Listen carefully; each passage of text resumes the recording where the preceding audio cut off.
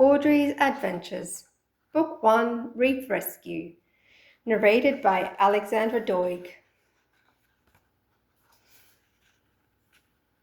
Chapter 1, My Magical Necklace. Hi, my name is Audrey, and I am not just any ordinary girl. Well, I am in most ways. I am 9 years old, and I live with my mum, my dad, and my little brother Josh in a sleepy beach town called Seagull Bay.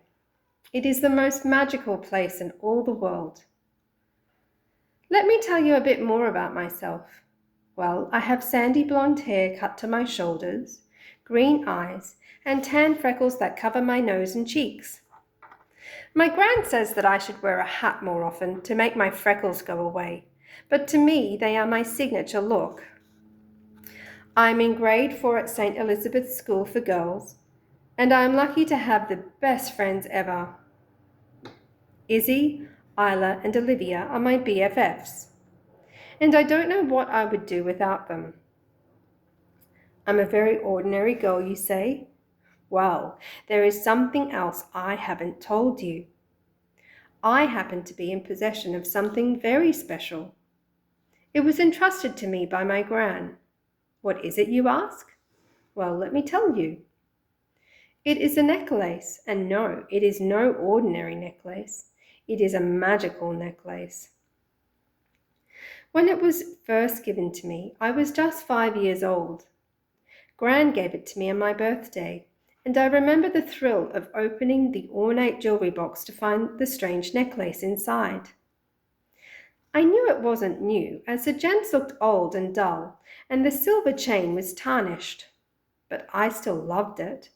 It was my necklace from the person I love, and I wore it everywhere. I never took it off. What always interested me, though, were the 5 different types of gems. I always wondered why no 2 gems were the same. I was also surprised when every so often one of the gems would seem brighter than usual, and then return to its normal dullness. I wondered if this was all in my imagination, or whether they were perhaps mood stones. Birthdays and Christmases passed by, and though I received many other gifts during this time, my necklace was still my favorite. Well, it would be wrong of me not to mention that I have a toy cavoodle puppy. Her name is Willow. She is completely gorgeous and is a definite close runner-up. She was given to me last Christmas by my mum and dad, and I absolutely love everything about her. We are practically inseparable. Oh, and did I tell you that I have taught her to stand on her back legs and dance to music? Well, she does, and she is cuter than ever when she dances. Back to my necklace, however. Even though I didn't know it had magical powers at the time, I still felt there was something special and unique about it. Then there was Gran, who frequently asked me whether my necklace had changed in any way. My answer was always, "No, why do you ask, Gran?"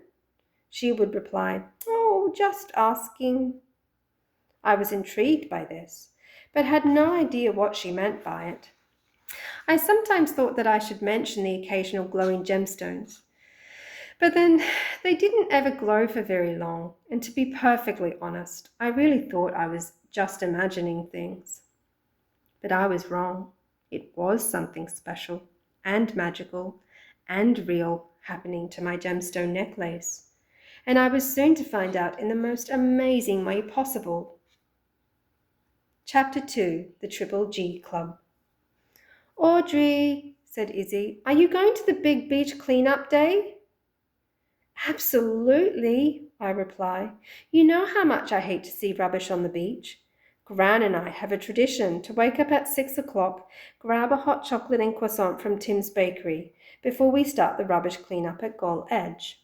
We then meet the cleaning crew at the lighthouse at 8 o'clock and continue along the remainder of the beach.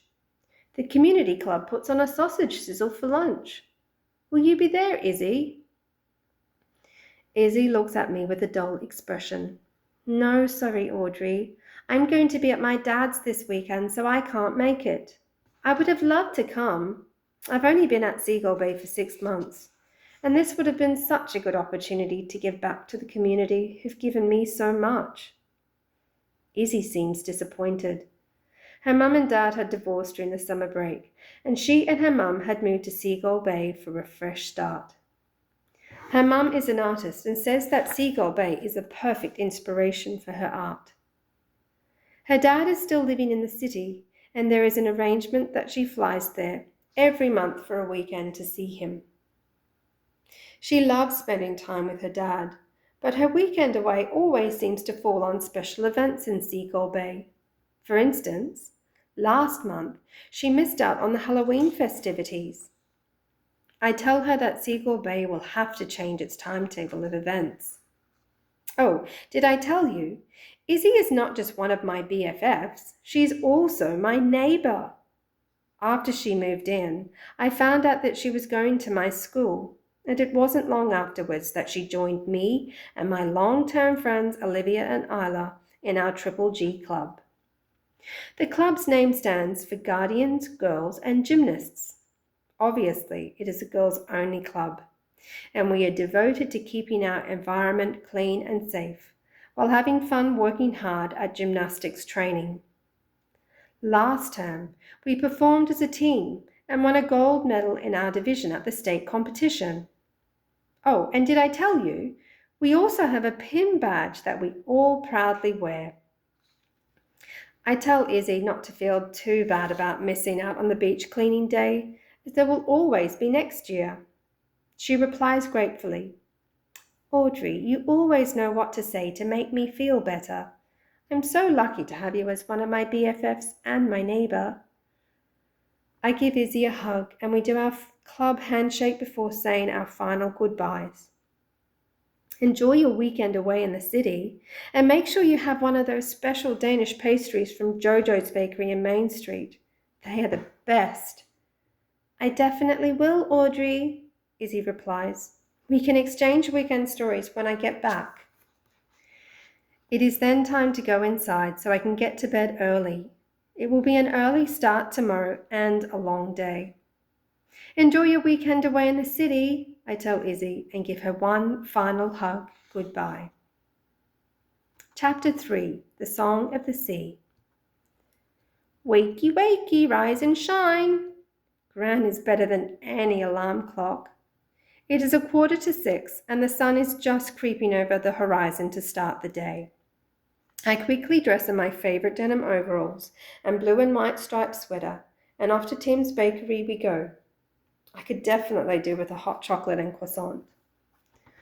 As we get closer to the bakery, the smell of freshly cooked baked goods reaches my nose, and I take a long, deep breath and close my eyes to enjoy it. I can picture the shelves of sweet pastry treats, and my mouth starts to water. Getting up early is worth it when this is the reward. Gran and I sit down with our delicious breakfast and discuss our plans for the morning. We will start at Gull Edge at the far end of the beach and work our way back towards the lighthouse and then join the crew for the rest of the cleanup.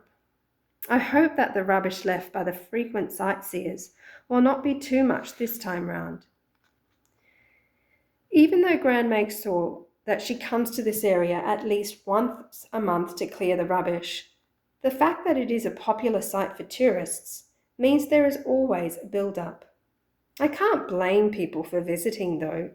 When you were standing on the cliff top above the beach, you were able to see far out over the bay and watch the sunset. We finally reach Gull Edge. The smell of the sea and the sound of gulls is always breathtaking. Gull Edge is one of my favourite places. Tree-covered cliffsides and rocky crags surround the white sand beach and provide a home for numerous seabirds. They have woken with the sunrise, and I listen to their beautiful morning serenade. I close my eyes once again and let my ears take it all in. What's that sound, Gran? I ask. I open my eyes and look around for Gran, who is nowhere to be found. Gran, I call, where are you? It is then that I realize I am no longer at Seagull Edge or at Seagull Bay for that matter. I am on a coral reef island surrounded by tropical ocean waters. The white sand crunches under my feet as I walk around the island from side to side, wondering what has happened to me. I notice a glow and look down at my necklace. "What's happening to my necklace?" I exclaim. The large turquoise pendant in the middle of the chain is glowing brightly, far more brightly than it has ever glowed before. I stand still and begin to hear a song that seems to come from my necklace. The call of the sea from far away speaks to me of a brighter day, when coral had color and sea life a home, a happy place to care for, a safe place to roam. But now all is bleached, and my friends are all scared. It is your help we seek, Audrey. Come to our care. To my surprise, when I next look at my surroundings, I see in front of me a mermaid girl sitting on a rock looking towards me. She is more beautiful than I ever would have imagined a mermaid to be. Her golden hair shines in the sunlight, and her cheeks are pink and eyes deep blue. The scales on her tail shimmer blue in the sunlight.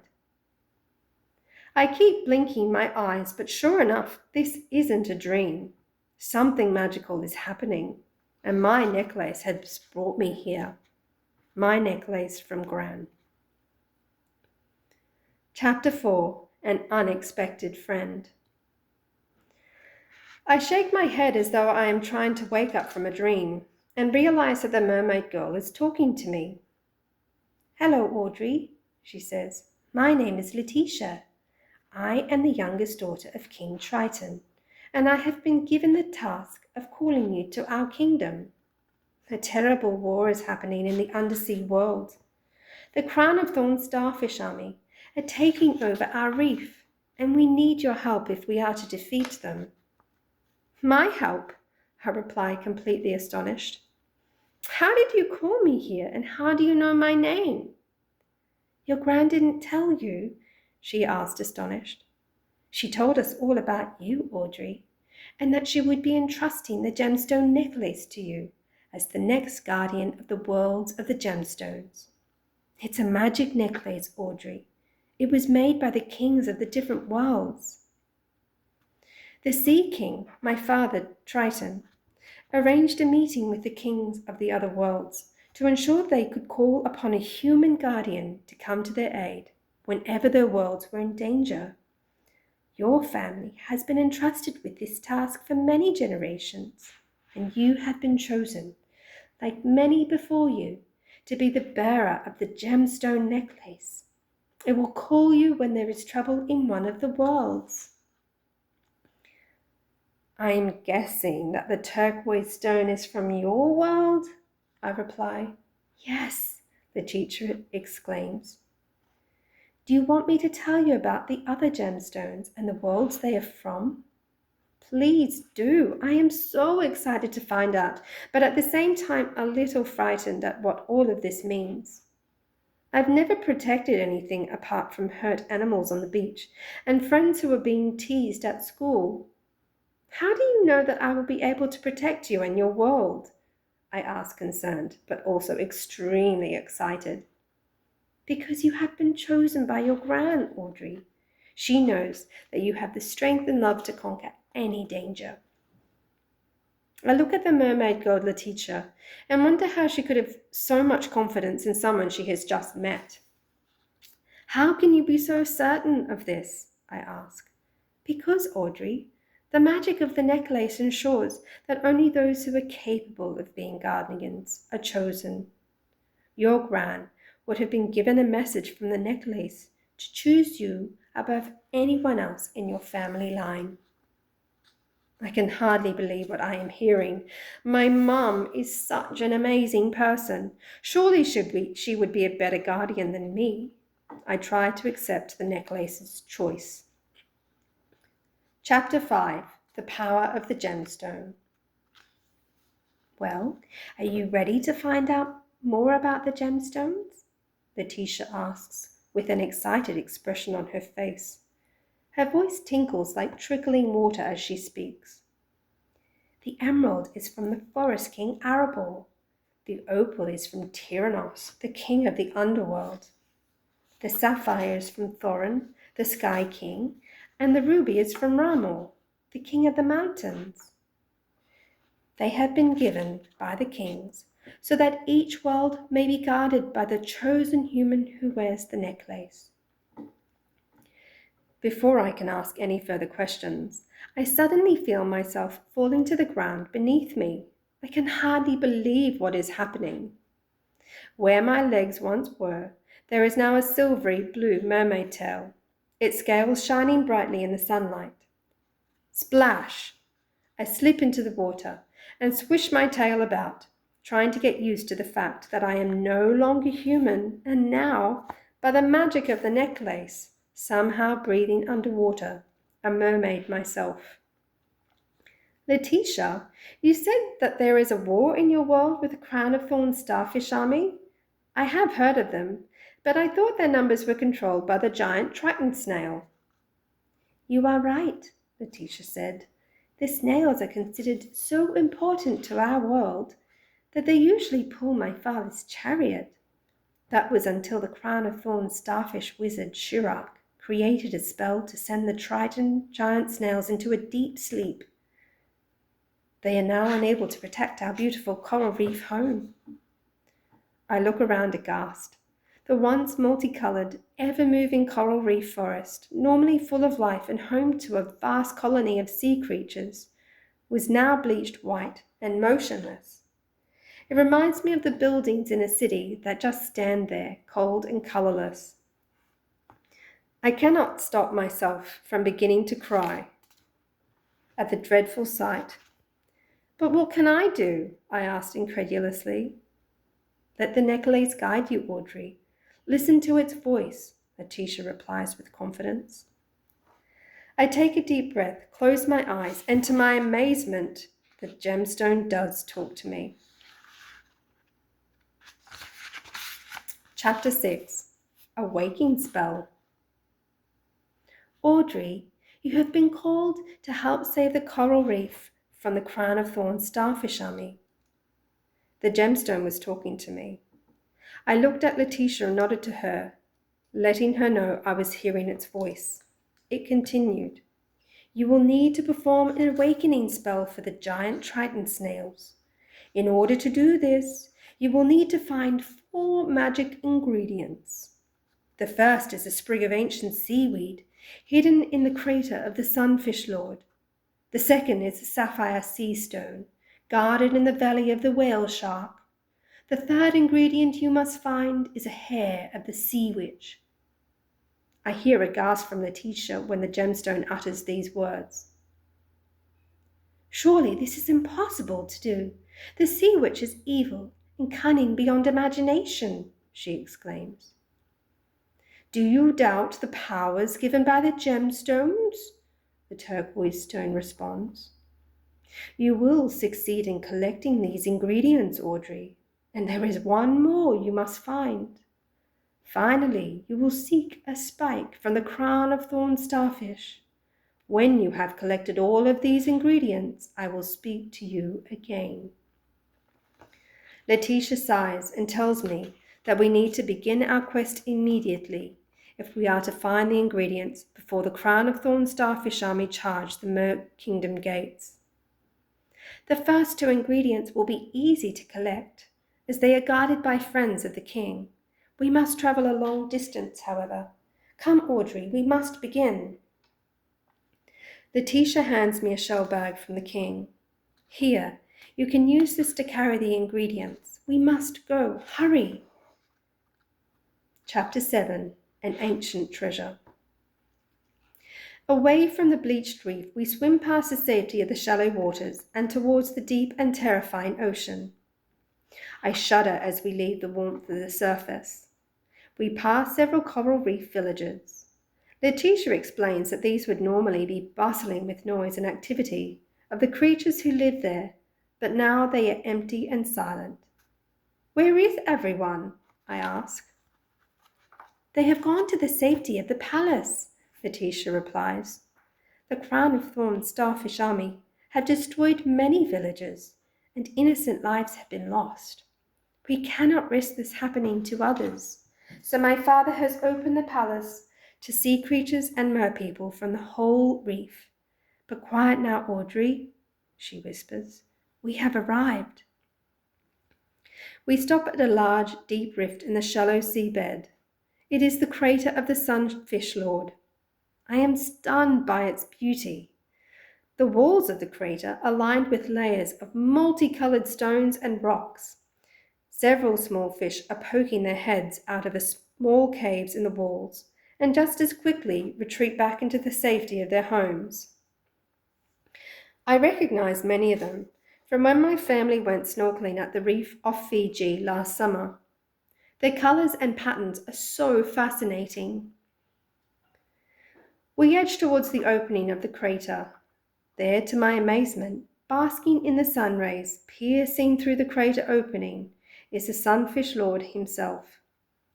Seaweed reaches up from the depths of the crater and floats around him, as though performing a dance. Letitia's voice awakens me from the trance the image has put me in. Audrey, she utters, to impress the Sunfish Lord and earn some ancient seaweed, you must entertain him with a song. Excuse me, I reply, eyes wide open. What sort of song? I ask, bewildered. A song of praise, of course, Letitia replies. Although the Sunfish Lord is a friend of my father, he is also very proud of his ancient treasure. The ancient seaweed healed all kinds of illnesses and must be earned, not taken. At that moment, I remember a lullaby my gran had sung to me as a small child.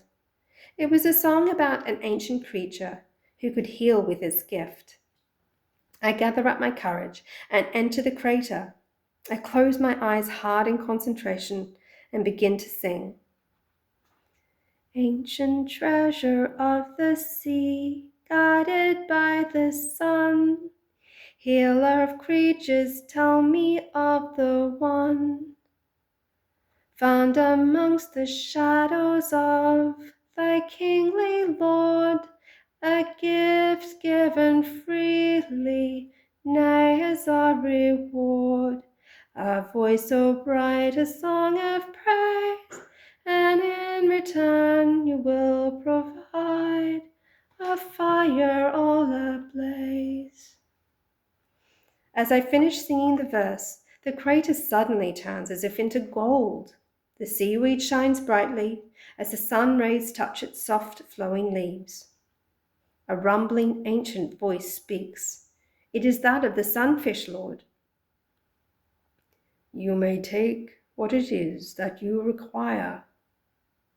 We hasten to pick several strands. It is fortunate that we are swift, as soon after we begin, a huge shadow casts darkness over the crater. We look up to see that it is caused by none other than the Sunfish Lord himself.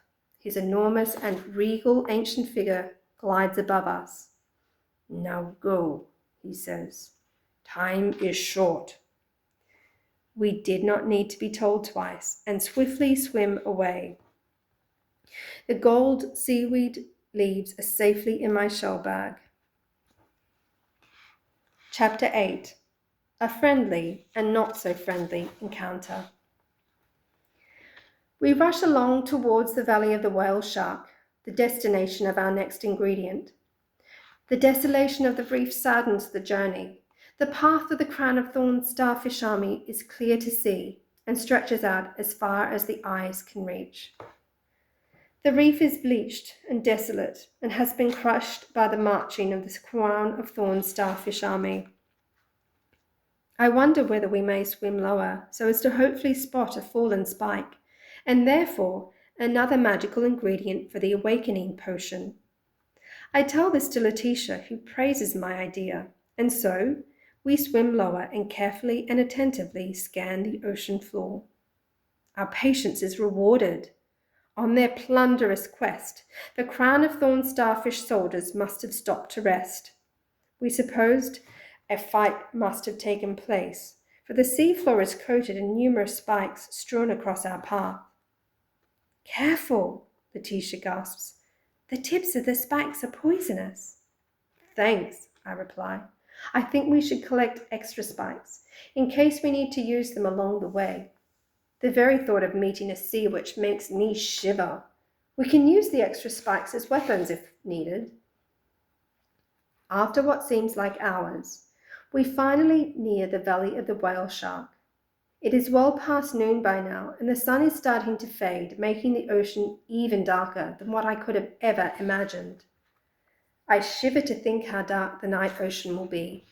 But I can't dwell on my thoughts for long, for as we reach the valley, there is an incredible sight to behold. Sea stones coat the valley in an array of patterns and pictures. Letitia explains to me that it is here in the Valley of the Whale Shark that the stories of the ancient past are kept in beautiful images, carefully crafted and placed to tell the story of time past to present. A kind voice speaks from above us. What is it you seek? Looking up, we see the whale shark, majestic and glistening from end to end in an array of colour. Even in the darkness of the failing sun, the colours are still vibrant and strong. We seek the sapphire sea stone, I replied timidly. Ah, yes, the whale shark responds in a soft humming voice. I know your story, Audrey. It is being told as we speak. Come and see over here. It is remarkable. My story is being told by millions of crabs. We're placing coloured stones on a wall in the valley to create beautiful images, to tell yet another story of the reef world. This is my story. I am transfixed at the crawling creatures, busy creating their beautiful scene. I am reminded of The Little Time We Have by Letitia, and soon my eyes instead dart from top to bottom and side to side, searching to find the sapphire gemstone. A gentle musical laugh floats through the sea. It is the whale shark. You won't find the stone you seek among these stories. Nay, I keep those on my back, the whale shark hums. Ride with me, and you will have your stone. We clasp the stone on the whale shark's back, holding on tightly as she plunges forward. We are surprised when she suddenly transforms into a colourless, dark, vast mass, travelling through the ocean at a terrifying speed. I will take you to her, she says. To the sea witch? I gasp. Yes, you will need my help to get to her castle. I look towards Letitia, and I can see from the expression on her face that she is frightened. I am grateful for the ally in the whale shark. I close my eyes and remember the story that was being carefully crafted by the crabs in the whale shark's belly and hope that it will end victorious. As we near the castle of the sea witch, chanting voices can be heard. These become louder and louder as we approach. We soon realize that they are coming from the Crown of Thorns starfish army, which has gathered at the entrance of the sea witch's castle. In screeching and rasping screams, they are praising her with the hope that she will join them in their raid on King Triton's palace. I truly believe that I have never seen anything as hideous. As we circle above, we can see that the sea floor is lost under hundreds of thorny starfish, clashing their spears and chanting with their harsh voices. Fortunately, we are hidden by the camouflage of the whale shark and can circle closer to the unfolding scene beneath us. Beckoned by the relentless chanting, the sea witch eventually presents herself to the rowdy crowd. From her castle balcony, she hushes the squirming crowd below. Chapter 9. A Menacing Alliance. I am unable to believe what I am seeing. Far from what I expected or predicted, the sea witch is marvelously beautiful in a menacing way. Her jet black hair flows long and straight along her sleek figure, and she is adorned in sparkling black attire, much like the dress of a merperson. Her face is bewitching in its beauty. I imagine that she must use her appearance to enchant in her villainy. Her sleek, tall figure towers over the crowd, her eyes angry and piercing, her face wearing a distasteful expression. She angrily addresses the rabble below. "How dare you disturb me from my slumber?" It is obvious that even the crown of thorns starfish wizard Shurak is fearful as his trembling voice responds. "O great and beautiful sea witch, Elmira, queen of all that is evil, in my hands I hold the sword of Orwell, the leader of King Triton's royal guard, rendered into a deep sleep by my slumber spell." These words simply make the wizard more confident, and he arches his back and holds his head high when he next utters, "If you will join us, we can defeat Triton, and you will have his trident." "What is this you say?" Almira fixes her gaze on Shurak. "Triton's royal guard is entranced. Are you certain of this?" The sea witch's face dances with excitement as she utters these words. "It is as true as you see me standing before you," the wizard replies. The sea witch pauses for a moment, and a smirk spreads across her face. She then pronounces loudly, "Lead the way, minion." A roar rises from the rabble, and the sea becomes agitated as the wizard's army streams onwards, this time towards the Mer Kingdom, and with the sea witch Almira at its helm. "This is our chance, Audrey," whispers the teacher. "She is leaving. We don't have much time." "Wait," I gasp, and pull Letitia towards me, back into the darkness of the whale shark's shadow.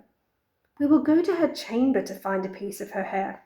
It will be much safer than trying to disguise ourselves amongst the army to get close enough to her. Also, she'll notice if we tug at a strand of her hair, and we will not survive if we are exposed." Letitia agrees and turns towards the castle. We have to swim quickly into the sea witch's chamber as the terrace doors close behind us. Once inside, I feel Letitia's fingers around my forearm, holding me back from swimming deeper into the chamber.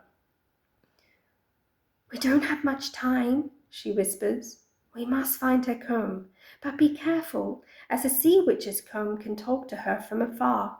Therefore you must be quiet and clever." I struggle to see in the darkness of the sea witch's chamber. I feel that even the deepest depths of the ocean would be unequal to the absence of light here. I feel around and touch the handle of a smaller door. I turn the handle and see a soft glow in the chamber beyond. It is a sea witch's comb. Once again I am mesmerized, this time by the object's beauty. Shaped like an intricate and patterned comb shell, with fine prongs extending from its spine, it definitely looks like it would belong to an enchantress. Fortunately, there are strands of hair caught in its tines. I take a deep breath and again feel my way forward. "Who is there?" a voice speaks in the darkness. The comb has sensed my presence. I dare not to breathe and freeze still. It is obvious now that the sea witch's comb would notice me pulling a strand of hair from it. I remain still for some time, then slowly, using my fingers, feel around the chamber floor, hoping desperately that I will be lucky enough to find a strand of the witch's hair. At last I can feel it, a thick, cold, slippery long strand of hair between my fingers.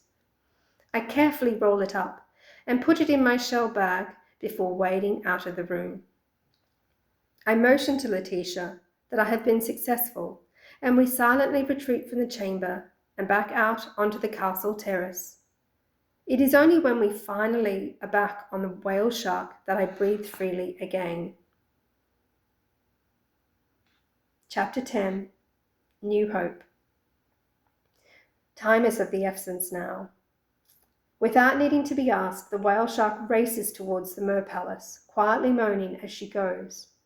I ask her where the sapphire sea stone is, and I am relieved when she tells me that it is one of the stones on her back. She informs us that it will be revealed once the awakening spell has begun to be prepared. My next question is to Letitia. Who will make the awakening potion and say the spell? I ask. You will, Audrey, she replies. I sigh at the idea of this incredibly important task and hope that I will have the courage to complete it when the time comes. I would soon find out. We come to a sea cave and see a large flat stone, shaped somewhat like a table, in the middle of the cave. This is where the potion is to be made and the spell chanted, says a whale shark. I quickly open the shell bag and place the magic ingredients in the center of the stone table. Letitia finds a shell bowl to make the potion. It is only then that once again the voice of the turquoise gemstone on my necklace speaks.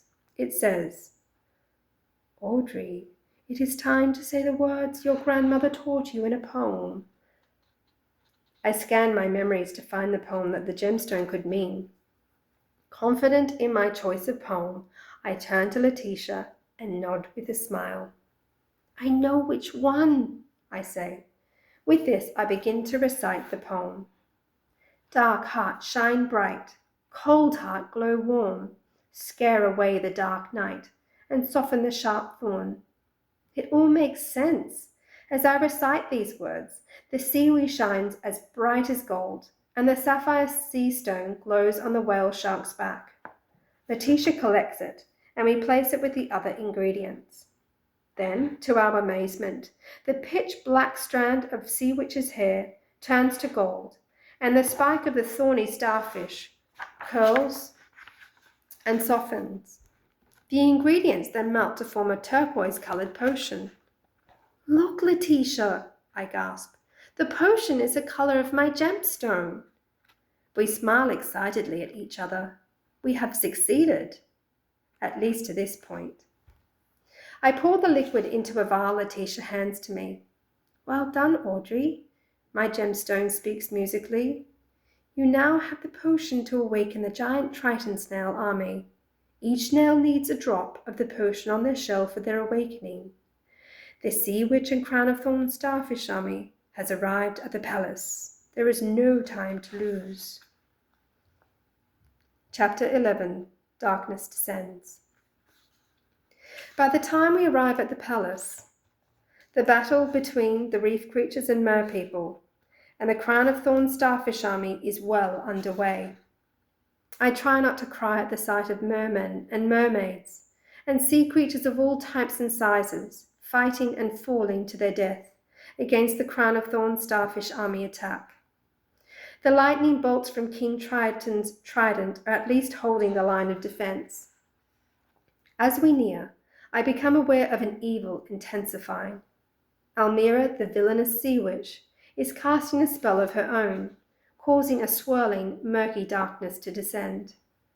Triton's makeshift army is evidently becoming confused by the descending doom.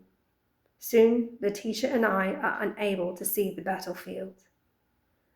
While we are desperate to join in and help, the whale shark beckons us away to the field where King Triton's true army lies in a deep sleep, unaware of the battle being fought around them. There are hundreds of them, regal, majestic creatures, who since the beginning of time have protected the coral reefs and made sure they are safe and beautiful places for creatures to live. But now they are motionless as rock, the sound of their unified breathing, barely audible above the clashing of swords and ghastly screeching. I waste no time in beginning to awaken each snail one by one. Each time I place a drop of potion on the shell of a snail, I have to chant the poem for the spell to work. I am ecstatic with renewed enthusiasm and hope as more and more snails awake from Shirak's slumber spell. Finally, there is a rumble that fills the ocean. King Triton's guard is awake and ready to protect their kingdom. Unified and now wide awake and enlivened by the potion, they launch their attack on the Crown of Thorns starfish army. Soon there is no more fighting. and the scared soldiers flee in retreat, knowing that the battle is all but lost. Each is scrambling to save its own life. Almira, however, is not deterred. The Crown of Thorns Starfish army has enabled her to get close to King Triton, close enough to enchant him with her beauty. He is transfixed on her now, completely lost in her gaze. Soon he will hand over his Triton at her beckoning, and bow before her, his new queen. With the trident in her power, there will be no knowing what the future of the ocean world would be. I hold the gemstone necklace in my palm and think how devastating that would be. No, I realize it would be the end of happiness and freedom in the sea world. Chapter 12, The Power of the Gemstone. I close my eyes and question myself. What would Gran do now? As if in reply, I hear a quiet voice say, "Use the power of the gemstone." Of course, I think. Thanks, Gran, I say out loud and prepare myself for action. I shout to the whale shark, who is still hovering above the cloud of darkness, and ask that she take me closer to the horrible scene which is unfolding. A vortex is encircling Almira and King Triton. She will soon be victorious and become the queen of the reef and the ocean. Without thinking twice, I place myself between the two figures and hold up my gemstone necklace to catch the single ray of sunshine penetrating through the closing vortex. Then there is complete darkness. Am I too late? To my great relief, the darkness does not last for long. My gemstone, after all, is magic, and its magic has been activated. A turquoise hue quickly transforms into an explosion of light that throws the sea witch and King Triton apart. The sea witch falls into a rage which transforms her beauty and disfigures her. No longer the beautiful enchantress, her hold on King Triton is lost, and fortunately, he is thrown out of his trance. With regained awareness, he wastes no time blasting his trident. The sea witch does not take long to retreat, clearly aware that the battle is now completely lost. Silence soon follows in the Mer Kingdom. There is no roar of victory. The war may be over, but only now is the evidence of the damage of war apparent. I look around to see wounded sea creatures and mer people seeking to find aid for their injuries. The palace is damaged, and walls lay crushed across the seabed where the main battle was fought. I am completely overwhelmed with grief and finally release a stream of tears. As I cry, I embrace Letitia, and together we sob over what has been lost that day. In my sadness, I come up with an idea. "Letitia," I say through teary eyes, "I still have a few drops of potion left.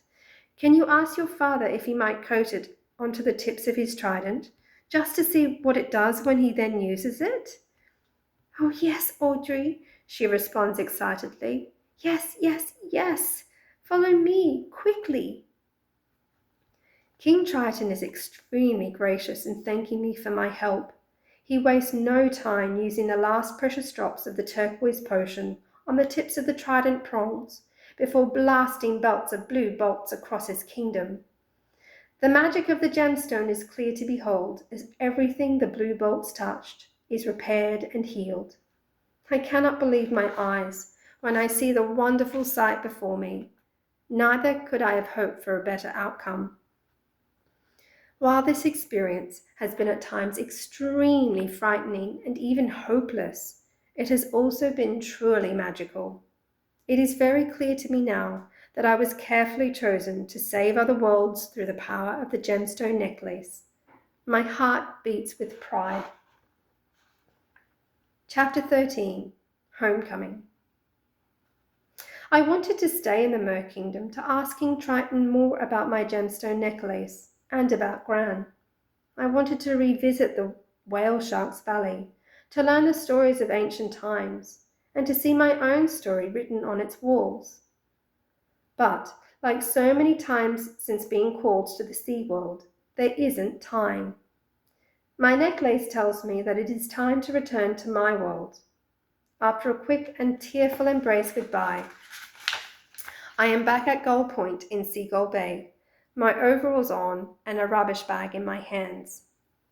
What an adventure, I think to myself. I run to Gran and laugh and cry in her embrace. She looks at me with a worried smile and says, "So your time has come, my love. Tell me all about it." We sit on a log and I begin to talk. She listens intently as I describe my daring adventure. After what seems like hours, she places her hands on my knees and takes a short, deep breath in. "Well, you sound quite ready to be the new guardian of the gemstone necklace. I'm so proud of you, love." "Gran," I reply, "can you tell me some of your stories?" Her eyes suddenly become sad. I look into them, worried. "What is it, Gran?" "I can't tell you my stories of my adventures, sorry, love. Once a guardian passes a necklace on, they lose memory of their adventures.